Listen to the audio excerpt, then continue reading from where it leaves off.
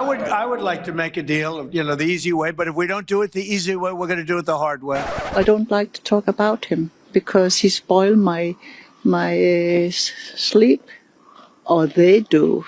Yeah, I don't sleep very well. Yeah, you're losing the narrative when one of your own support pillars, not your opponents, not leftist critics with TDS, but your establishment conservative media allies, openly question your strategy and tone regarding foreign affairs. Yes, even Rupert Murdoch's Wall Street Journal just published an editorial baffled by Donald Trump's, quote, thirst for invasion, and warned that his military bluster is doing real damage to U.S. interests.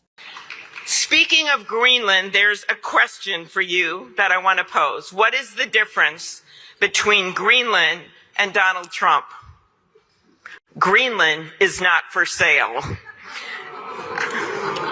Okay, for any Republican Trump administration person out there that want to throw eggs at me as a result of that joke, you can't because they're too expensive.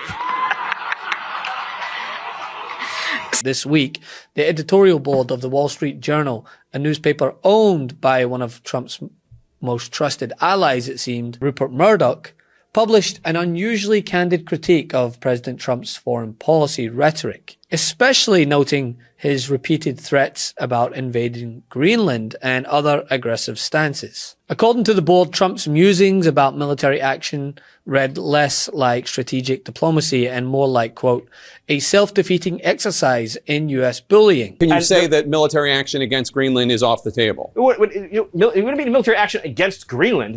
The Greenland has a population of 30,000 people, Jake. The real question is, by what right does Denmark assert control over Greenland? What is the basis of their territorial claim? What is their basis of having Greenland as a colony of Denmark? The United States is the power of NATO.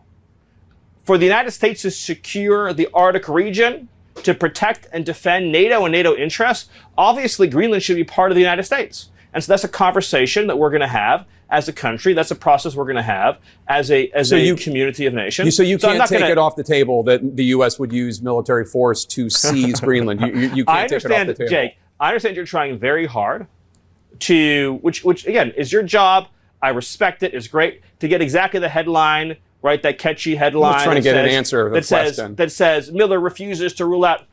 The United States should have Greenland as part of the United States. There's no need to even think or talk about this in the context that you're asking of a military operation. Nobody's going to fight the United States. Mr. Miller said that the U.S. government, obviously, Greenland should be part of the U.S. That is absurd. I've got a couple of buddies that call me cranky. You know what makes me cranky? Stupid.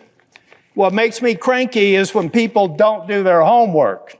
What makes me cranky is when we tarnish the extraordinary execution of a mission I fully support in Venezuela by turning around and making insane comments about how it is our right to have territory owned by the Kingdom of Denmark. Folks, amateur hour is over.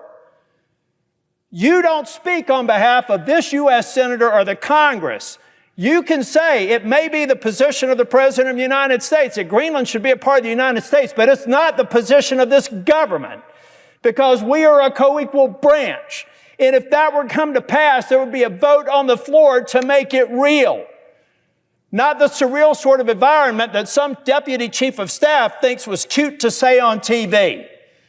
So, you want to get me back to thanking the president for all the good things he's doing? Then give him good advice. The journal wrote that successful U.S. presidents don't reduce America's standing to, quote, might makes right rhetoric, and that specifically Trump's Greenland talk, quote, damages America's interests across the Atlantic. Again, this is coming from one of Trump's most reliable amplifiers, right? Fox News, the New York Post, and the Wall Street Journal, they've often run cover for the administration or have tried to focus on policy positives even when covering controversies. But doesn't seem like that's the case anymore. And it's not just in the Murdoch media universe that Trump is facing pushback on this. Staunch conservatives are also vocalizing their concern over both his and his administration's desire to annex Greenland, alienating one of our closest allies in the process. Do you want Stephen Miller to lose his job? Look, either Stephen Miller needs to get into a lane where he knows what he's talking about or get out of his job.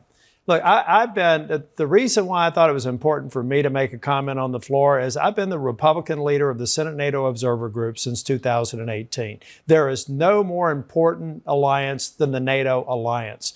And Denmark has punched above its weight. It came to Afghanistan, lost 43 soldiers on the ground, fought in some of the most contested regions, honoring their Article 5 commitment to the United States. I think they lost more soldiers than any other country per capita. Per capita, they did. And Jake, they were in among the NATO allies at the time. It was 30 nations. They were among the top 6. And think about all the nations bigger than them.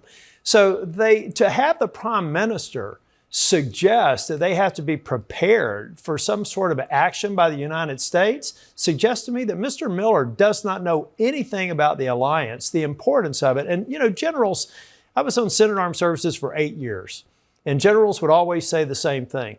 The only thing worse than going to war with allies is going to war without allies.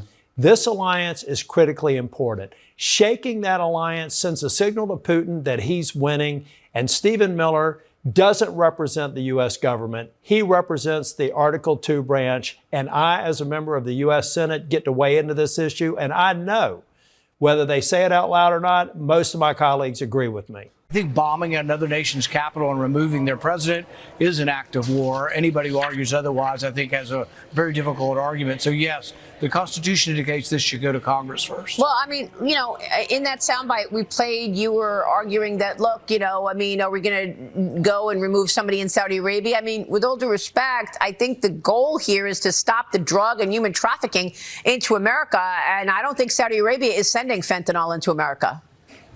Well, neither is Venezuela. Venezuela doesn't export any fentanyl at all. See, Trump's second term has been marked by his increasingly aggressive foreign policy rhetoric, from the abrupt military operation in Venezuela that captured Nicolas Maduro to the persistent talk about Greenland as if it were simply a piece he could acquire in a game of Monopoly. Talk about him because he spoiled my sleep, or they do. Yeah. I don't sleep very well because I'm afraid they have no respect for us, for my country, or for our country. So,